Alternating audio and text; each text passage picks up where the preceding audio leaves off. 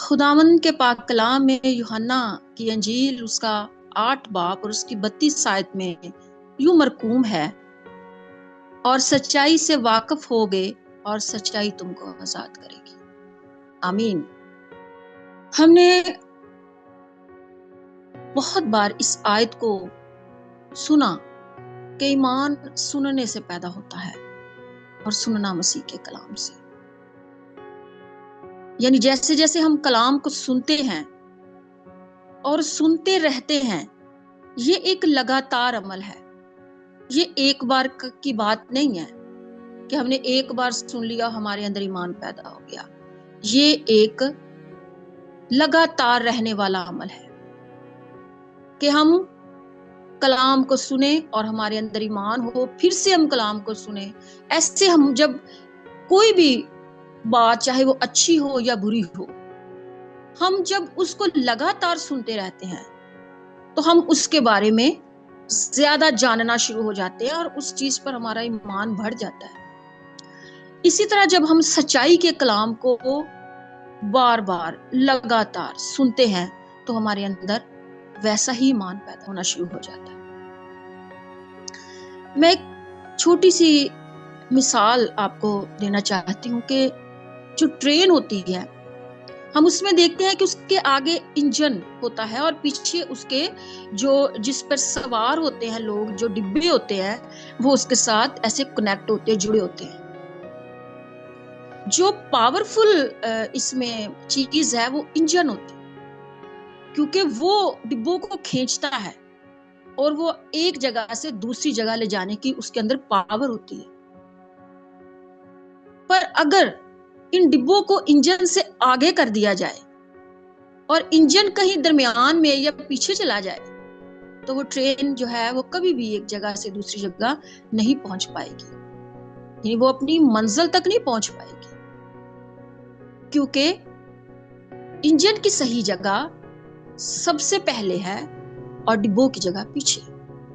इसी तरह जो हमारी जिंदगी के एहसासात हैं, हमारी जिंदगी की जो फीलिंग है, हम जो कुछ भी महसूस करते हैं, वो सब इस ट्रेन के डिब्बों की मानत है। और इंजन जो है वो ईमान की मानत है। एक सुना हुआ कलाम, एक जानी हुई सच्चाई जिस पर हम यकीन रखते हैं, इंजन उसकी मानत है। जब हम अपनी जिंदगी में जो कुछ महसूस कर रहे होते हैं उसको ज्यादा गौर से देखना, सुनना शुरू कर देते हैं, तो जो इंजन है वो पीछे चला जाता है और डिब्बे जो है वो आगे हो जाते हैं। जैसे हमारे सर के बाल हैं, वो हमारे बदन के साथ जुड़े हुए हैं, लेकिन हमें हर वक्त याद नहीं होता कि बाल हमारे सर पर है। जब कभी हम अपने आप को देखते हैं शीशे में या हमें जरूरत होती है तो हम चेक करते हैं कि हमारे बाल है हमारे सर। ऐसा साथ हमारी जिंदगी के साथ जुड़े होते हैं, हम इन्हें अलग नहीं कर सकते, पर इन्हें हर वक्त देखना और हर वक्त महसूस करना जरूरी नहीं है।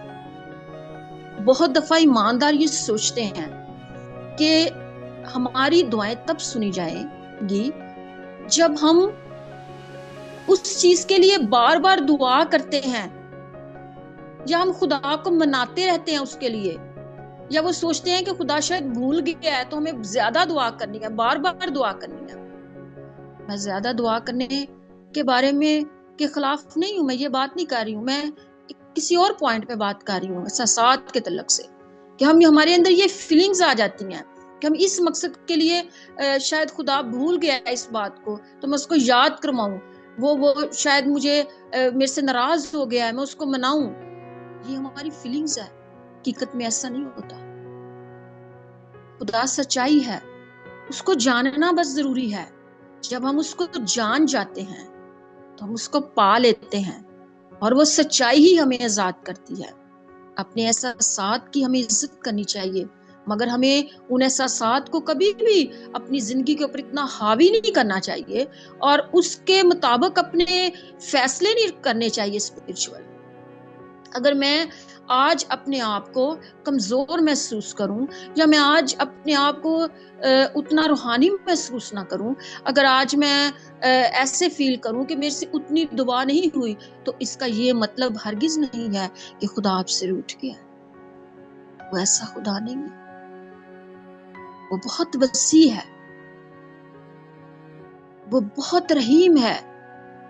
اس نے کہا ماں بھول سکتی ہے اپنے شیرخوار بچے کو، پر میں نہیں بھولوں گا۔ اس کو آپ یاد ہیں، آپ کو ضرورت نہیں ہے اپنے آپ کو روحانی طور پر کمزور سمجھنے کی کہ میں آج اس لائق نہیں ہوں، میں آج بہت کمزور محسوس کر رہی ہوں، یا بہت کمزور محسوس کر رہا ہوں، شاید میں آج اس طرح سے کسی کے ساتھ کلام شیئر نہ کر سکوں، کیونکہ شاید آج میرے سے اتنی لمبی دعا نہیں ہوئی۔ آپ اپنے آپ کو کمزور محسوس نہ کریں، احساسات پر یقین نہ کریں، فیلنگز پہ یقین مت کریں۔ خداوند کو جاننا، سچائی کو جاننا ہمیں آزاد کرتا ہے۔ سچائی کون ہے؟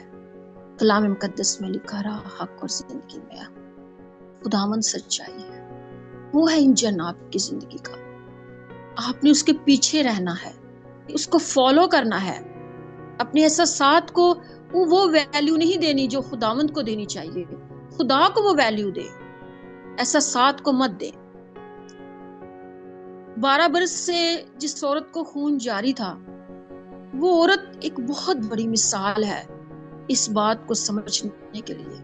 ہم دیکھتے ہیں کہ وہ عورت بڑے دکھ اور پریشانی میں تھی، کلام میں لکھا بہت پیسہ بیچاری لگا چکی تھی، کسی چیز سے اسے آرام نہیں مل رہا تھا، لیکن باہر بھیڑ میں نکلنا بھی آسان نہیں تھا۔ اس کی زندگی کے جو احساسات تھے، فیلنگز تھی، انہوں نے اس کو جکڑ رکھا تھا۔ وہ ڈر رہی تھی، اسے پتا تھا کہ میرا باہر نکلنا آدمیوں میں اس وقت کے حساب سے جو تب کے قانون قاعدے تھے، جیسے وہ جس حالت میں تھی وہ صحیح نہیں تھا، اس کو پنشمنٹ بھی مل سکتی تھی، لیکن اس نے اپنی زندگی میں انجن کو آگے کر دیا اور ڈبوں کو پیچھے کر دیا۔ اس نے اپنے ڈر، خوف اور جو کچھ بھی اسے محسوس ہو رہا تھا، جو کچھ بھی وہ محسوس کر رہی تھی، اس نے اس کو پیچھے کر دیا، اور اس نے اس پاور کو جو ایک ہماری زندگی کا انجن ہے، اس نے اس سچائی کو چھو لیا۔ ہمیں ہر روز بڑی سادگی کے ساتھ سچائی کو چھونا ہے۔ خداوند کے ساتھ چلنا ایک رویہ ہے لگاتار، یہ ایک ایسا پروسیس ہے جو رکتا نہیں ہے، جو رکنا نہیں چاہیے۔ ہر روز ہم اس رشتے کو بناتے ہیں، ہر روز ہم اسے نیا کرتے ہیں۔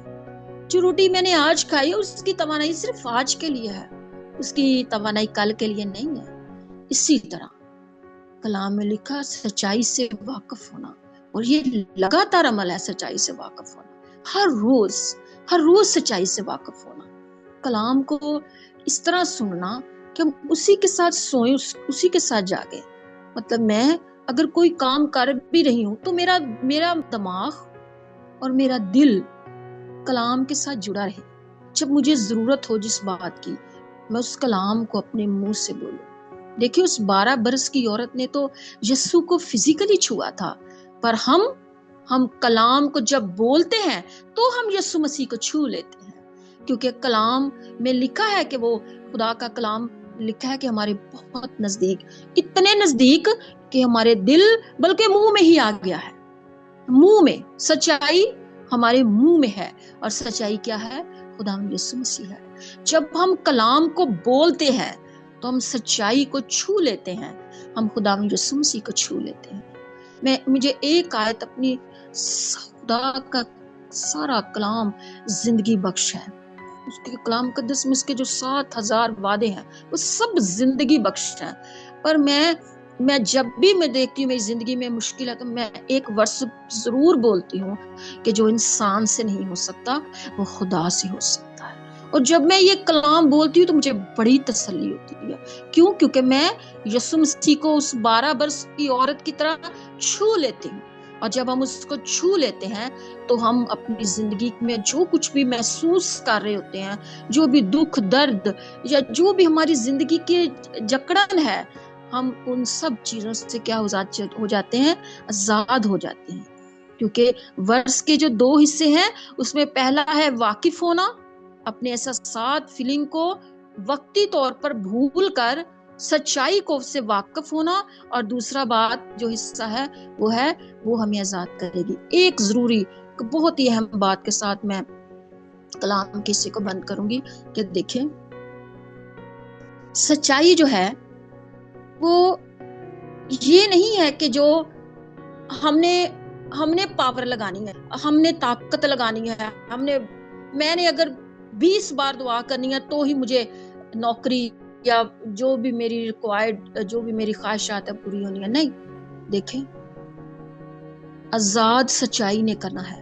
آپ کو طاقت لگانے کی ضرورت نہیں ہے، آپ نے آزادی محسوس کرنی ہے.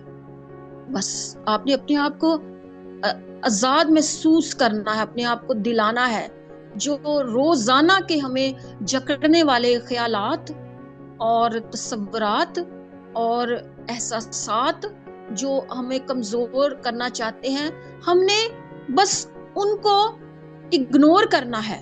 ہم انہیں ختم نہیں کر سکتے، ہم نے ان کو اگنور کرنا ہے. اور آزاد اور طاقت جو ہے وہ ہماری نہیں لگے گی، وہ خداوند کی طاقت لگے گی. ہمیں سچائی نے آزاد کرنا ہے، ہم نے خود کو آزاد نہیں کرنا، ہم اپنے آپ کو آزاد نہیں کر سکتے. خدا کے کلام میں لکھا ہے سچائی ہمیں آزاد کرے گی. کیا صرف بیماری سے؟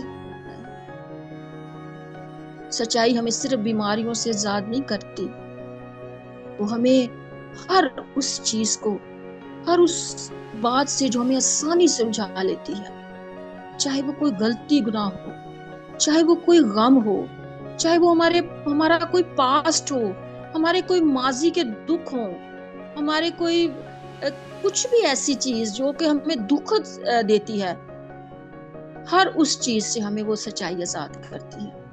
ایون کہ آج کے دن کا جتنا بھی بوجھ ہے، سچائی مجھے اس سے آزاد کرے گی. میں گواہیاں بڑی پتہ کون سی ہوتی ہیں؟ جنہیں ہم بہت چھوٹا سمجھتے ہیں. اگر کوئی شخص چرچ میں دعا کے دوران شفا پا جاتا ہے نا، تو اس کا یہ مطلب نہیں ہے کہ وہ اس کی زندگی جو ہے وہ جلال سے بھر گئی ہے. نہیں، دیکھیں، بلیسڈ لائف میں اور معجزہ حاصل کرنے میں فرق ہے. ہو سکتا ہے کہ کوئی شخص ایک دفعہ معجزہ حاصل کر کے اس کے بعد اس کی زندگی شاید اتنا بدلاؤ نہ آئے، لیکن بلیسڈ لائف کا مطلب ہے ہر روز ہماری زندگی میں جو لوگوں کو چھوٹی چھوٹی باتیں لگیں، ہمارے لیے وہ ہوتی جائے.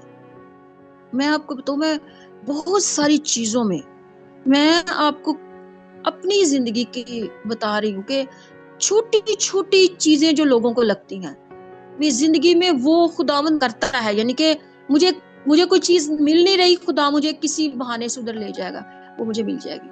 مجھے کسی چیز کی ضرورت ہوگی، خداوند کوئی وسیلہ بنا دے گا، میرے وہ ساری ضرورت پوری ہو جائے گی. میں نے کسی کو ہیلپ کے لیے مشکل سے کوئی ہیلپ پیسے دیے، ایک دم سے دوسری جگہ سے مجھے پیسے مل. یہ لوگوں کے لیے چھوٹی باتیں، یہ اتفاق ہو سکتی ہیں، پر ایک بلیسڈ زندگی کا یہ رویہ ہے.